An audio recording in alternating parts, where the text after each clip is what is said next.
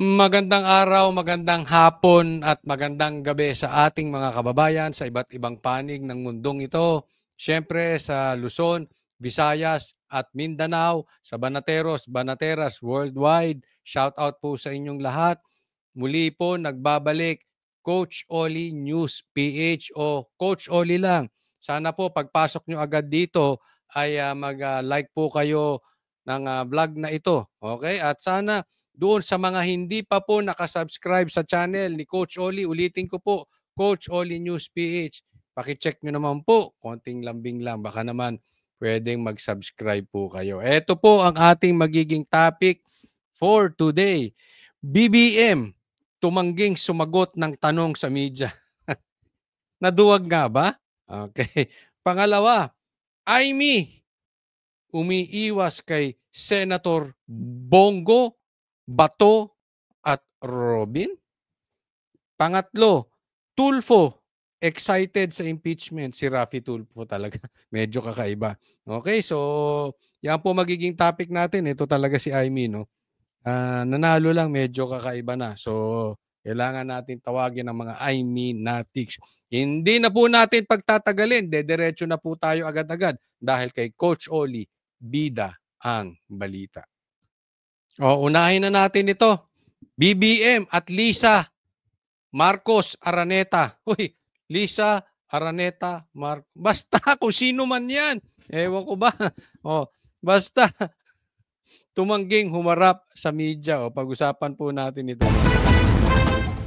Sa briefing kanina, sinagot ni Undersecretary Claire Castro ang mga tanong ng media tungkol sa panawagan ni Senador Aimee Marcos na linawin ang umiikot sa social media na nag-uugnay kay First Lady Lisa Araneta Marcos sa pagkamatay ng negosyanteng si Paulo Tantoco sa Los Angeles, California noong Marso. Sabi ni Castro, peke at dinoktor ang dokumentong ginamit na basihan ng kwento na isang First Lady sa mga nadata ng mga otoridad sa kwarto ng mamatay si Tantoco. Ang sinasabing police report na naipost sa Facebook ay isang malaking kasinungalingan. Nako! Bakit ikaw ang nandiyan dyan? Alam mo, may style tong mga ito. So, syempre, may namatay. Di ba? Obviously, si Tantoco. Tapos, all black siya. No, matindi, no? No. Pero, Claire, ulitin po namin sa'yo. Wala kaming pakialam sa'yo. Oo, spokesperson ka. Ikaw ang tagapagsalita ng Pangulo. Pero, may namatay po. Asaan ang puso ng mag-asawang Marcos? Dapat silang nagpapaliwanag. Yan po ay utang ninyo sa taong bayan. Utang ng presidente at ng first lady. Hindi po yan utang ng spokesperson. Ipinangako mo pa nga di ba? Na someday, talaga namang haharap si Marcos. Simula nung pinangako mo yun, hindi pa humarap si Marcos sa media. Wala pa siyang press con. Hindi pa siya natatanong. Sa katunayan, yung nagtanong sa kanya na si Eden, tinanggal nyo pa. Ganyan po katindi itong mga ito. Napakawalang puso. Kaya nga naghahanap ang taong bayan. Ito bang mga Marcos ay dapat pa nating pagkatiwalaan? Ito yung pagtanggi nila na humarap sa media. Iyan po ay nangangahulugan na wala talaga silang pakialam sa mga Pilipino. Lahat inaalay na lang nila kay Claire. Total takot kami mag-asawa. Total, posible sinasabi, total guilty kami. Ikaw nang bahala dyan. Kaya mo na yan, total malaki bayad mo. Baka ganun lang. Hindi po natin pinagbibintangan. Pero hindi uubra yung ganun. Kahit anong tanggi nyo, definitely, there is a dead body. May patay po. Ano, hayaan nyo lang ganun? Ay, ang sagot nyo? Patutsada? Fake news peddlers? Walang paliwanag. Bakit may cocaine? Bakit may namatay? Wala. Dead ba? Pambihirang buhay 'to. Kahit kayo po mismo ay maaaring mag-imbestiga sa nasabing lugar, sa Beverly Hills Police Department, para malaman nyo na yung nilagay sa Facebook na may guhit na color pink, kung di ako nagkakamali, ang parting yon ay dinagdag lamang. Ito mahirap. Sila'y nasa posisyon. Gusto nila mag-imbestiga ang mga Pilipino. Dapat, ang speech ni... Ako lang tatanungin. I-speech ni Claire, ganito. Hindi po totoong may namatay. Ganon. Hindi. Kasi dapat kumpleto ka ng facts. O kaya, totoong may namatay. Pero po yan ay personal. Pero kahit po, kanino kayo magtanong? Diyan sa Beverly Hills Police. Hindi po totoong kasama ang First Lady. Sa katunayan, ito po yung papel. Ito yung mga kasama nung namatay. At makakaasa po kayo ang buong Pilipinas, simula Luzon, Visayas at Mindanao, na mapagkakatiwalaan ang presidente, ang First Lady at ang pamilya nito na kahit kailan na kami ay nasa posisyon, hindi kami gumamit ng kung anumang pinagbabawal na gamot. So sana po tigilan na natin ang pagbibintang sa pamilyang Marcos. Tayo po ay magtrabaho na lang. Uulitin ko po, hindi po kami o ang Marcos gumagamit ng pinagbabawal na gamot. Sa katunayan, sa lalong madaling panahon para patunayan na kami ay malinis, pipresenta namin ang ebidensya patungkol dyan sa nangyari sa Beverly Hills. Lahat po ng dokumento, even the documents we gathered from the US Police, US government, ipipresenta namin sa inyo. At ipipresenta rin namin dahil kami ay magpupunta sa PDEA at sa ospital.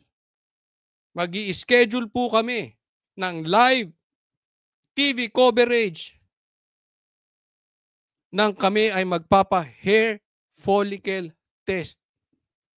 Nang sa ganon, malinis na po ang ating usapin at tayo po ay makapagtrabaho na ng dire-diretso.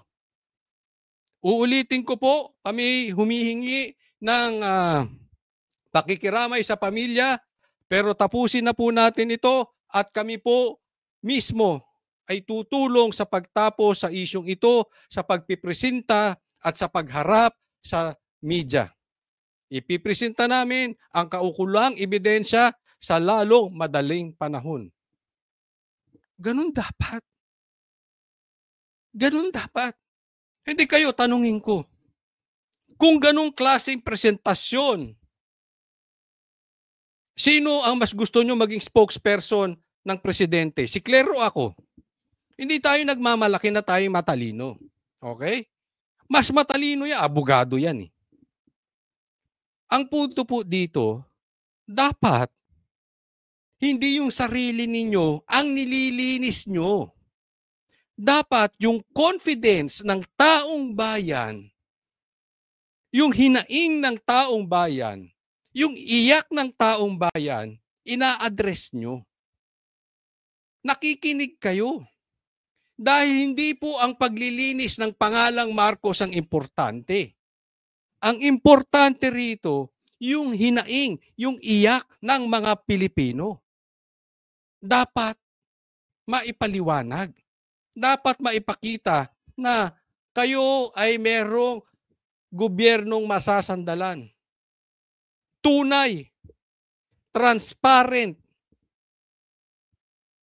talagang tutulong at magsisilbi sa Pilipino. Ganun. Nakakita ba kayo sa explanation ni Claire that they are humble to present the necessary evidence? That they are humble to present themselves sa hair follicle test. Wala eh. Kaya alam nyo itong problema natin sa droga, sa pamilyang Marcos, totoo man to or hindi totoo, hindi matapos-tapos eh. Alam nyo kung bakit? Dahil si BBM duwag harapin. Kung sa una pa lang, na binansagan siyang bangag, hinarap mo na BBM na parang isang tunay na lalaki. Tapos ang istorya. Noong namatay si Tantoco, dapat bilang lalaki na lang, wag na lang nating sabihing presidente. Bilang lalaki na lang. Nanindigan ka, nag-explain ka sa taong bayan, katabi mo yung misis mo, nag-explain kayo. In behalf of your wife, since I am the husband, I am the head of the family, I will speak. Wala, takbo kayo ng takbo. Tumago pa kayo sa palda ni Claire. Akala nyo? Tanungin nyo. Sa tingin ninyo, ang tingin ng taong bayan dito kay Claire ay epektibo? Hindi po. Kung epektibo si Claire, dapat nagtitiwala una ang mga politiko sa inyo. Nababawasan kayo. Pangalawa, dapat nagtitiwala ang taong bayan sa inyo. Tingnan nyo kung saan kayo pumunta, ni hindi man lang kayo pagkaguluhan. Wala nang naniniwala sa inyo eh. Hindi ibig sabihin, meron kayong ginawang kalokohan, di umano. Tapos nasagot ni Claire ng pabalik at pabalang papunta sa Duterte, na ibanda niya ron sa Duterte, ibig sabihin, epektibo na si Claire. Hindi ibig sabihin na ibanda niya sa Duterte, nagawa niya ang trabaho niya ng maayos. Hindi ibig sabihin na ibanda niyo sa Duterte ang sisi, naniniwala ang taong bayan. Ulitin ko, Marcos, takbo ka ng takbo sa problema. Kaya wala kang nasusolusyonan. Hindi si Claire ang solusyon ng bayan na ito. Kasi mistulang nakaasa ka kay Claire, linisin ang pangalan mo. Pero hindi nila nakikita sa aksyon. Nag-start ang mga salitang, and I quote, "and the cause of initially suspected to be drug overdose," up to the word Miro, yan po ay dinagdag lamang. Ito ay mga gawain upang masira ang unang ginang, ang Pangulo, at ang administrasyon na ito. Dagdag ni Castro, iba ang tinuluyang hotel ng unang ginang sa hotel kung saan natagpuan si Tantoco. Si Mr. Paul Tantoco ay hindi po kasama sa official entourage. Kita mo. Sinong hindi kasama? Si Tantoco? Bakit kasama ng First Lady kumakain? Nagpa-party-party, sumasayaw pa sila. So hindi siya kasama sa entourage? So tatanong ko sa iyo, Claire, yung biyahe ba ng Pangulo ay opisyal o hindi opisyal? Tatanungin ko kayo mga nanonood, ay yung biyahe ba ng First Lady opisyal o hindi opisyal? Kung opisyal yun, bakit hindi kasama sa entourage si Tantoco, pero kasama nyo? Kasama sa dinner? Bakit? Kung hindi yun opisyal, bakit kayo nagpo-promote ng about sa Philippines? Bakit gamit nyo ang pera ng taong bayan? Wala silang lusot dito eh. Opisyal o hindi opisyal? Ikaw ang tanungin ko, Claire.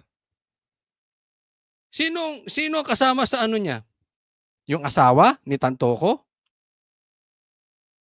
Oh. Ni FL o ni First Lady ng unang ginang. Nakakahiya dahil gumawa sila ng peking police report. Naturingan journalist, mga dating spokespersons, hindi marunong mag-imbestiga ng sarili. Hindi sila nagiging journalist, kundi nagiging propagandista ng kanilang mga sinusulong na interes. Max. GMA ah. Ang GMA nilabas niya yung explanation. Kahapon tahimik kayo. Ang media kahapon tahimik. Kahapon tahimik si Claire. Ngayon, maingay kayo. Ngayon, nilabas din nyo ang pahayag ni Claire. Antindi nyo. Palakpakan natin ang mga media. Palakpakan din natin si Claire. Missing in action kayo kahapon. Nag-meeting kayo? Paano nyo sasagutin? Nilinis nyo muna doon? Nilinis nyo muna ang daanan? Para kung anong bibitawan nyo rito, alam nyo meron na kayong papeles sa bulsa? Ay, nagtatanong lang naman tayo. Diba? Nako. Ipinakita rin ni Castro ang mga larawang ito mula sa official Facebook. Isa pa yan, larawan na yan. Unahin ko, hindi raw parehas ng hotel si Lisa at si Tantoco. Ano ngayon? Bakit? Pwede namang pumunta ron. Wala bang paayan si Lisa? Ano ba yan, penguin? Penguin ba yan si Lisa? Hindi ba niyan kaya lumakad papunta ron sa hotel ni Tantoco? Ang dapat sinagot mo, eto raw, meron pa raw silang ginawang pagtitipon. Pwede namang pumunta dyan pagkatapos mga mamatay. Hindi, di ba? Ulitin ko, di ba? Madalas ako manood ng true to life story ng investigation. At isa po sa ine-explain yan. Ang tawag po dyan, alibi. Okay?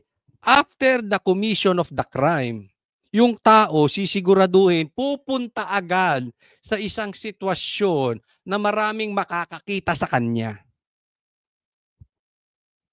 Para magamit, pag nag-imbestiga na, andito ako. Pero pag kinunek mo yung oras, yung timeline, it's either nandoon siya, posibleng nandoon siya sa isang lugar, tapos bago nangyari yung krimen, tas bumalik lang. Or nagawa muna yung krimen, tapos pumunta doon sa event. Pwede yan eh.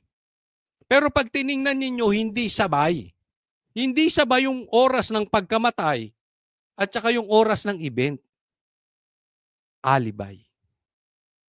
Hindi tutugma yan. Hindi papasaya mga ganyang klase. Alam mo, ang dapat, ang sabi ko nga, dapat ito hinarap nila eh. Dahil, bakit may report na namatay, di umano, patungkol sa pinagbabawal na gamot? Whether andoon, magkasama sila sa hotel or hindi, why did the First Lady allowed it? At kung hindi niya inalaw, bakit hindi sila nagkaroon agad ng official statement? Nanahimik sila doon. Walang nag-e-explain. Sa katunayan, hanggang ngayon, tumatanggi ang Marcos harapin ang media. Yan po ang sigaw eh. Dati pa, bakit hindi nagpapa-press con si Marcos? Kanino lang siya umarap? Kay Katunying? Sa one-on-one? Controlled interview? That's weak. That is so weak. Account ng unang ginang na mga naging aktibidad nito noong March 8, araw kung kailan namatay si Tantoco. Wala pong ikinababahala ang unang gilang dahil alam po niya ang katotohanan at makikita mismo ang mga records na yan. So ang dapat mabahala dito, yung mga naninira sa kanila dahil hindi nila magigiba sa gamit na to, ng mga fake news na to, ang administrasyon na ito. Ba't di ka lumabas kahapon? Diba? Ganyan ka pala kasigurado eh. Bakit wala ka kahapon?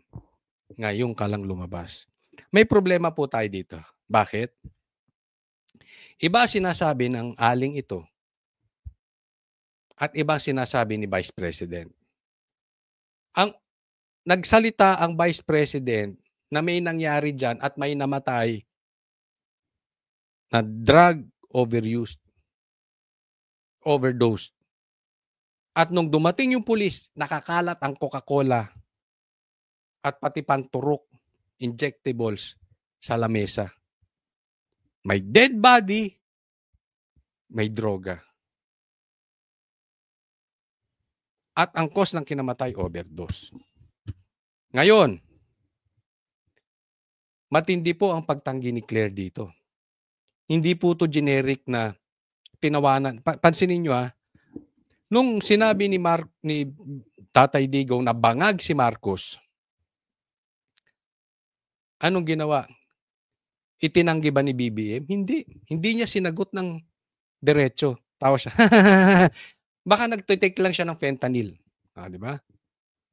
Nung pinapa-hair follicle siya, why should I? Di ba? Ang sagot ni Marcos, hindi directly na, hindi ako gumagamit. Malinis ako. Tingnan nyo ngayon, ang sagot ni Claire. Negative talaga. Talagang dinideny niya na involved, na nandoon si Lisa. So definitely, may sinungaling. Si BP Sara o si Claire.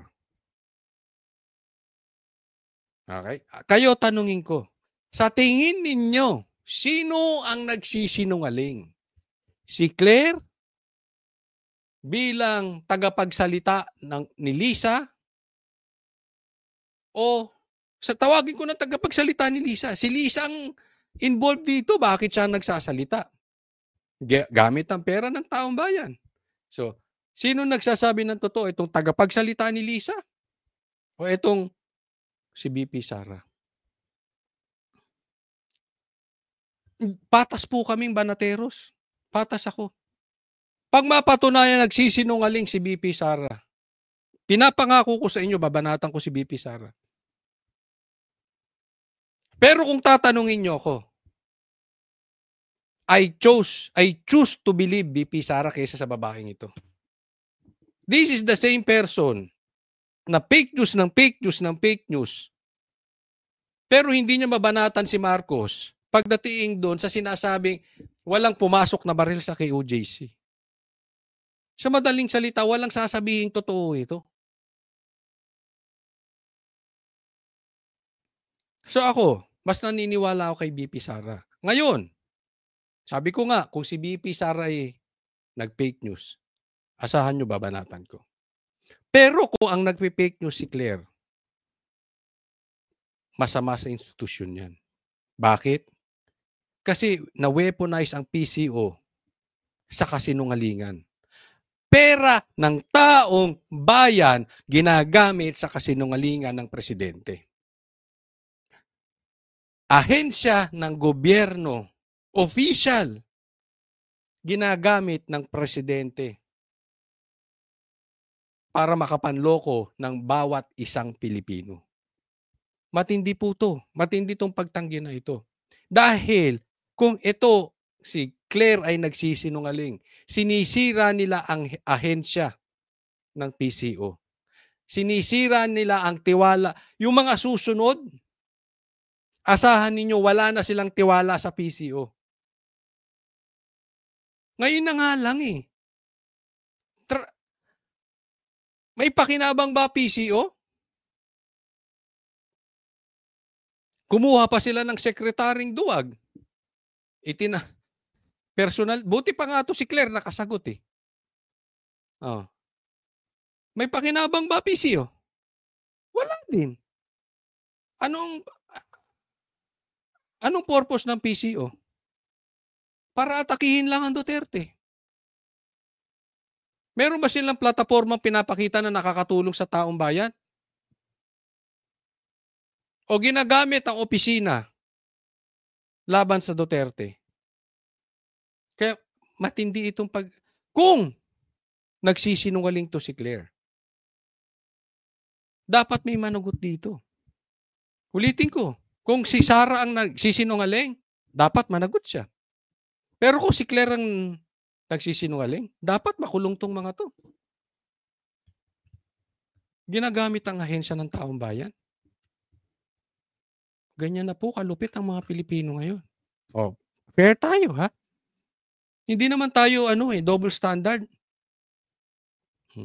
Para sa GMA Integrated News, ako si Ivan Mayrina, ang inyong saksi. Next topic po tayo. Pag-usapan natin. Aimee, umiiwas ka ba kay Senator Bongo, Senator Bato, at Senator Robin Padilla? Mga Aimenatics, pasok! Inihain ng ilan pang senador ang isang joint Senate resolution para himukin ang pamahalaan na isailalim sa house arrest si former President Rodrigo Roa Duterte. Kabilang sa mga nagsusulong nito ay ang mga kilalang kaalyado ng mga Duterte na sina Senators Christopher Bongo, Ronald Bato de la Rosa at Robin Hood Padilla. Oy! Sa naturang resolusyon, hinihiling sa gobyerno ng Pilipinas ang pansamantalang pagpapalaya sa dating Pangulo mula sa kustodiya ng International Criminal Court o ICC sa... Teka muna. Parang may nakakalimutan na. Nag-submit ng resolution at hinihiling na si PRRD ay magkaroon ng house arrest. Dahil nga naman matanda na siya. At hindi pa naman napapatunayan na siya ay guilty. 'Di ba? It is unfair na ang dali-dali kasing magbintang eh. Oh. Paano naman yung matanda na may sakit, mag-isa sa malamig na lugar? Ayaw pang payagan ng house arrest. Buti nga ito si Senator Bongo, si Senator Bato at si Senator De La Rosa ay naghain ng ganyan. Ito'y hindi ko talaga matatawaran ang pagsisilbi nitong mga senator natin. Sa katunayan na una pang naghain si Senator Cayetano ng resolution na similar to this, na magkaroon ng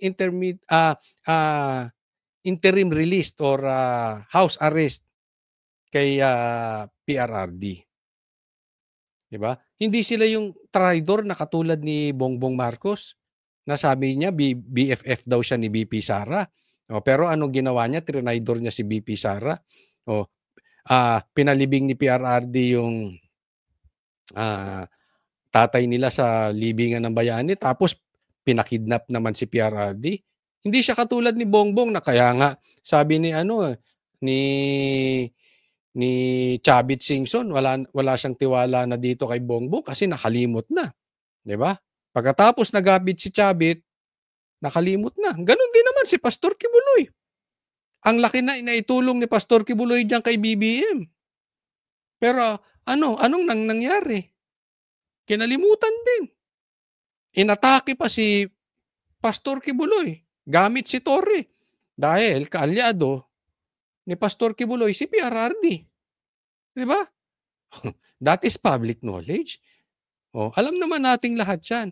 Pero ito si Senator Bato, Senator Bongo at Senator Robin Padilla at Senator Cayetano hindi nakakalimot. Ang tanong, asan ka, Aimee? Umiiwas ka ba rito? Hello? Calling all the Aimenatics.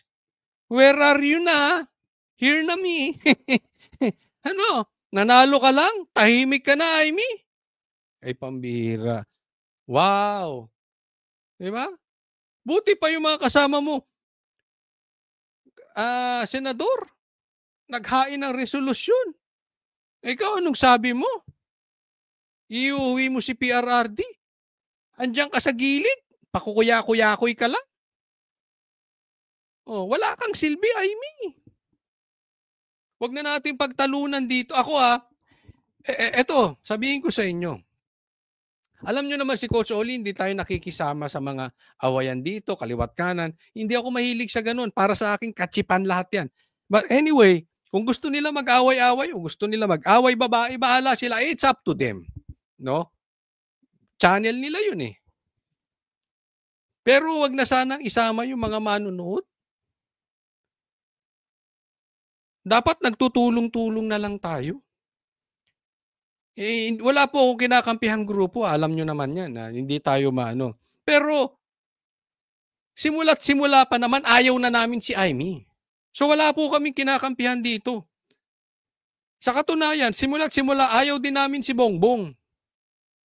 Bakit? Mga budol-budol yan. Eh, kita nyo anong ginagawa sa atin ni Amy, di budol-budol din. Anong pakinabang? Imbis na imbestigaan itong nangyari dyan sa Beverly Hills na nawagan. Ay kayang gawin ng mga vloggers yun. Amy, gumawa ka ng isang bagay na hindi kayang gawin ng vloggers. Kung mananawagan ka lang din, ang dami naming vloggers na nananawagan. Hindi namin kailangan ng panawagan mo. Ang kailangan namin mag-hearing ka. Yan ang nagpanalo sa iyo, yung hearing. Yan ang gawin mo ngayon. Ngayon may resolution, wala ka na naman. Missing in action ka na naman. Baka sabihin mo, mananawagan ka na naman ng release. Mag-file ka ng resolution, gaya ng ginawa ni Go, Bato, Robin, at Cayetano. Huwag puro panawagan.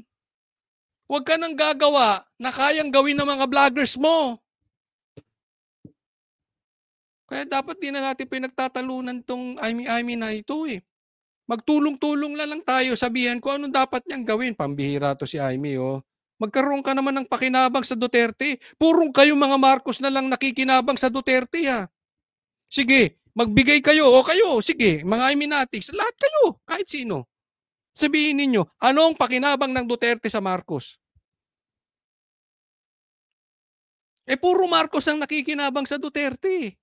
Magkaroon naman kayo ng silbi sa Pilipinas. Pambira kayo. Criminal Court o ICC sa The Hague, Netherlands. Pangunahing dahilan nito ay health concerns ni Duterte kung saan binigyang diin ng mga senador ang katandaan ni FPRRD, lumalalang kalusugan at pagkakawalay sa pamilya. Makatwiran nila na bigyan ng humanitarian consideration ng dating Pangulo na mahigit 100 araw nang nasa ICC detention. Ito ay habang naghihintay si Duterte ng paglilitis dahil sa kasong crimes against humanity. Eh grabe naman, hindi naman guilty si, alam naman natin hindi guilty si PRRD. But for discussion purposes, may nagbibintang, merong naniniwala kay PRRD, eh hindi pa naman guilty. Wala pa nga kayo napapatunayan. Sa totoo nga, wala nga daw testigo eh. Kabobo mo na lang. Ito sa akin lang ha. Kabobo mo na lang. Kung hindi mo alam na yung panggigipit kay PRRD ay politically motivated. Hindi po totoong krimen. Saan ka ba nakatira? Sa bundok? Sa buwan? Hindi mo alam? Pambihira. Mag-aral-aral ka naman. Halatang-halata naman eh. Kaugnay ng War on Drugs campaign sa ilalim ng kanyang administrasyon. Noong nakaraang linggo, unang naghain si Senator Alan Peter Cayetano ng katulad na resolusyon para sa house arrest ni former President Duterte. Buti pa itong mga to, no? Mga silbi. Sabi ko sa inyo, ayaw nyo kasing makinig eh. Budol yan si Amy. Pagkatapos manalo, wala na, tahimik. Next topic tayo. Isa pa to, si Tulfo, excited sa impeachment. O sige, pag-usapan natin ito. For now, sinasabi nga niya na inosente siya. So, let her prove it na inosente siya. Tutol si Senador Raffy Tulfo sa dismissal ng impeachment case ni Vice President Sara Duterte bago pa man ang presentasyon ng mga ebidensya. Ito ang tugon ng mambabata sa plano ni Senador Ronald Bato de la Rosa na paghahain ng mosyon para i-dismiss ang kaso. Paliwanag ng senador, maraming aligasyon laban sa Vice Presidente. Kaya mas magandaan niyang mapatunayan ni VP Sara na inosente siya sa pamamagitan ng pagsasagawa ng paglilitis. Gustong-gusto ko matuloy impeachment para mabigyan natin pagkakataon si VP Sara na maisabi niya yung kanyang side. Gustong-gusto nyo matuloy impeachment. Alam naman natin to si Tulfo, ano to eh. Magbibida-bida to, magga-grandstanding to. Sus! Kabisado na natin to si Tulfo. Tingnan nyo. To be fair, okay? Doon sa matagal nang nanonood sa akin, alam nyo na gusto ko matuloy ang impeachment. Bakit? Kasi alam ko maraming bahong ilalabas si BP Sara patungkol kay BBM. Naniniwala ako dyan. At sa hearing ng Senado o sa hearing kung pinapatawag siya sa Kamara, hindi naman siya makapagsalita doon eh. Pag magsasalita ka doon, babarahin ka. No? Pero sa ganito, patas po, lalong-lalo na, may Duterte block na po sa Senado. Hindi po ito hawak sa liig. Gaya dati, na nitambaluslos. Okay? So, pabor din ako sa impeachment. Pero, hindi ako pabor na ituloy ang impeachment para lang makapag-grandstanding ang mga senador. Hindi ako pabor na ituloy ang impeachment kahit illegal. Kasi po ang problema natin dito, yung jurisdiction. Pag walang jurisdiction, hindi ka pwedeng maghusga. Hindi mo pwedeng litisin. Ang tanong kasi dito, una, may 4 na complaint. May 3 bago yung pinirmahan na pang-4. So may 1-year bar rule. So kung may 1-year bar rule, in short, walang jurisdiction yung 20th Congress litisin to. So unconstitutional na. Pangalawa, pinag-uusapan pa nga, pwede bang tumawid yung impeachment coming from that 19th Congress going to the 20th Congress? Dapat masagot muna ito.